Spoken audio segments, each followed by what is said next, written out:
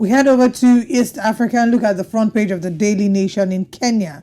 And on the front page of the Daily Nation, the big story this morning, it says, enough is enough. 3 people have been killed since the protest started on March 20th.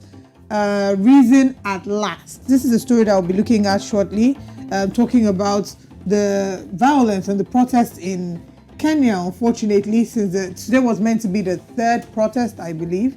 But what we're seeing is that Raila Odinga has agreed to step aside and have a conversation, and has also promised or threatened, whichever one you so prefer, that if no reasonable middle ground is reached, the protest will resume in a week. We also have here, it says a collective sigh of relief swept through Kenya last evening after today's protests were called off following the softening of hardline stances by President William Ruto and Azimio leader Raila Odinga, giving Kenyans the peace they craved in this holy season of Ramadan and Easter. President Ruto was first to extend an olive branch, I'm in the studio here, by accident to one of Azimio's demands on the reconstitution of the future electoral commission, a move Odinga welcomed and agreed to call off the protest. Christians mark Palm Sunday as Holy Week starts. Fresh squeeze as banks raise cost of loans. The drama of Atbomas ahead of poll results. New STIs or new STI strains. Scientists find 2 strains of sexually transmitted diseases on page 8. Y'all should stay at home. Anyway, that's all that we have on the front page of the Daily Nation Kenya. I don't agree to that. You all should stay at home. Who is all? Talk to them with your full chest. Let's go straight to Daily Monitor on a Monday morning, and let's monitor what's on the dailies with Daily Monitor. And the very first story there says Nalubale Kira Dam flows spark warning. Nalubale Kira Dam flows spark warning. Well, let's give you an insight into that story. An independent engineer's audit reveals risk of possible flooding or shutdown of plants due to antiquated technology and less than satisfactory upgrade investments by South African firm Eskom, which returned the assets to government last week. So, Nalubale Kira Dam flows spark warning. Read up about it. And the picture, the front page that you see, the church, it's Palm Sunday. Church calls for forgiveness, accountability. And you can see the members of the church all holding on to palm branches. And that's exactly what yesterday looked like. Not just in other parts of Africa. I'm talking about not just in Uganda or Kenya. There was also the same spirit that we saw in Lagos. That's in Nigeria and other African countries as well. UPDF to buy more land for 110 billion shillings. Katonga Museum, that's the story. Autistic children thriving in model school. Remember yesterday, World Autistic Day, and the story there, Healthy Living, also focuses on that. And last one I'm going to take, 3,000 people drown in lakes every year, government says. 3,000 people drown in lakes every year, according to the government. The Ministry of Works actually pulled out these statistics, and page 9 has that story. I feel a lot should be done to curb the number of people who drown, and it should be reviewed as soon as possible. We cannot just be putting figures on the front pages as African a continent, and then we keep allowing it to happen. What are the efforts? What are we putting in place to ensure that this does not continue? Well, that's all I'm going to take on the Daily Monitor. All right, let's move from the west back to the west.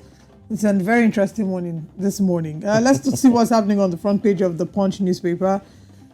The Punch says end of tenure, or rather, the Daily Trust. Daily Trust says ripples over Obi's religious war. Phone conversation with Oyedepo. Leaked audio authentic. Labour Party says it's fake, says Obi Dati Media Office. I've never campaigned for politicians, and this is according to Bishop David Oyedepo, the Living Faith Bishop. Obi's presidential ambition dead. This is according to Tinubu campaign. We're studying the situation, says CAN, NSCIA and JNI. Weaponizing religion dangerous, says Sheikh Khalid Namani and Prof. Kari. And furor over Kano governor-elect's public advisories. 133 billion naira hangers to give way for MMIA prawn expansion. Post-election violence, police arrest 17 more suspects in Zamfara. Federal government deploys 12 billion naira fire trucks to Lagos, Kano, Abuja airports. At the top of the paper, 3 more stories. It's of course day 12, Ramadan timings for bus. It seems like there's some, I'm not quite sure, it's a bit blurred on the front page of the Daily. All right, day 12 Ramadan timings for Abuja. So these are the prayer timings up there as well. FCTA sends 217 beggars back to Katsina, Kano, KB and others. Over 80,000 Nigerians require heart surgery every year, according to experts.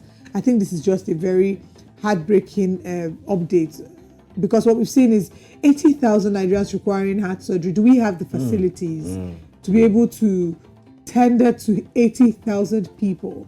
Do we have the health policies, the healthcare policies? Do we have the infrastructure to be able to attend to them? Because that's why we then see every year there's always someone raising money on social media to go to India to go have a heart surgery. I mean, it's just very, very sad. The only good news about that is in Nigeria now, you need not go to India anymore for kidney transplants. We really have stepped up our game when it comes to the medical field to ensure that transplants are done here in Nigeria. And notable names already have done that. I have a friend who's close to me who just did hers. I mean, and she's recovering so well. So I think the next focus will be on the heart. The painful thing about this is they travel to all these countries, to the UK, to India, and they get there and it's Nigerian doctors that attend to them. Anyway, final story. Bandits kill 7 farmers, abduct 26 in Niger, pick 2 students at varsity hostel in Zamfara. Wow. Bandits are back in business. Okay, it's very interesting to find out. Isn't it shocking that during the elections, pre-elections, we never heard of them? I think the bandits were also wary of who we get into office. They were also involved in electoral activities, because there's no other way to explain it. There's no other way. There's no other way to explain it. Because they also realize that whoever gets into office might impact their business, I don't know, in some way. Really? I mean, they just need to know. It's just the same way that, in fact, I don't know how to explain this scenario, but it is what it is. Bandits are back in business. Everyone stay safe, look out for yourself, and ensure that if you're traveling, you're on the lookout. If you see any suspicious activities, please report to the nearest police station and run as fast as you can. Tinubu begins team building, considers Gbajabiamila chief of staff. That's what we get on the front page of this day. Yes, Wale, let me also take some more. Wale Edu, Bagudu, also in high consideration of key roles. Soyinka advises president-elect to either restructure Nigeria or fail. Insists nation won't seize, demanding change. That's what he says. Well, you can read all about that. It's inside of this day newspaper. Let's take a look at another one. Falana, president can't withhold assent to constitution alteration bills. No, president must sign. Justice Okeke ruled in 2010. Well, in case you want to get facts into that story, you might pick up this day newspaper and read all about it. Wike's police arrested APC lawyers filing petitions in Rivers. Cole alleges, page 43. There's a video on that as well. There's a video of the presidential candidate, Tony Cole, who made a video in the wee hours of the night talking about how police officers have arrested lawyers, APC lawyers, who were filing for petition in Rivers State. And he talked about how they confiscated some of the very important documents that they would have loved to take to court. Well, let's see if we can get that video up as well. Hopefully we can. But then again, that's the latest story. Find it on this day. New breakthrough drug emerges for cancer treatment, page 42. That's another story. It's called Dostarlimab, page 42. I really hope that this is real, this breakthrough drug, because cancer is like one of the worst illnesses in terms of how it doesn't really give any warning signs. We don't even know what exactly causes cancer. Everything is, has carcinogens. And so it's almost like when we do get to the point where people can pop pills and cancer is gone without a shadow of doubt, the way that you can treat malaria, that would be such a great invention. We've been hearing about breakthrough medication for a while, but it's not really been All right. It's not been confirmed. a lot of the Hopefully time. this one sticks. That's hope what so. we're praying for. I really hope so. All right, let's take just one last story. Buhari, Abiodun, Dabri Erewa, Hill, Anthony Joshua defeat Franklin. Page 5 has that story. Okay. Reuters survey at about 1.6 MBPD. Nigeria's oil production was OPEC's biggest increase in March. That's all we're going to take on the front page of this day newspaper. It's loaded. Go get a copy and read it. When you say it's loaded, I remember a song by Ashake where he said, I'm loaded. Let's move to The Nation. On the front page of The Nation, Nigeria, governors NFIU on collision course over cash withdrawal. You can't spend cash, agency tells helmsmen of states. Must they spend security vote in cash? If it is payment they want to make, they can do it through transfer. It doesn't have to be in cash. Chelsea, Leicester sack coaches. Buhari, Tinubu, Hill, Anthony Joshua. China loans to Africa transparent. Trump flies to NY for arraignments. Oh, wow. Okay. How proceeds from petrol subsidy removal should be used, and man LCCI list options. Federal government borrowed 3.17 trillion naira in 3 months. Okay, the money borrowed by federal government in the first quarter stood at more than $3.17 trillion. Records have revealed. Data obtained by the Nation Economic Intelligence showed that the government had raised 3.17 trillion in the past 3 months through the issuance of regular bonds, retail saving bonds, and treasury bills at the domestic capital market. Still on the front page, why PDP's NEC Board of Trustees governors can't save IU. IU's fate is dangling in the balance.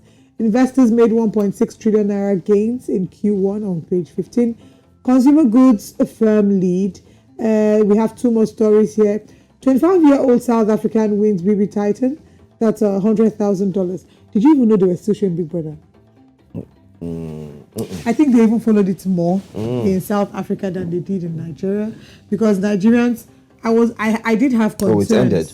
Oh yeah, it ended yesterday. A lady called Kosi won. Oh, yeah, from South Africa, and I was just like, I didn't realize this show is still on.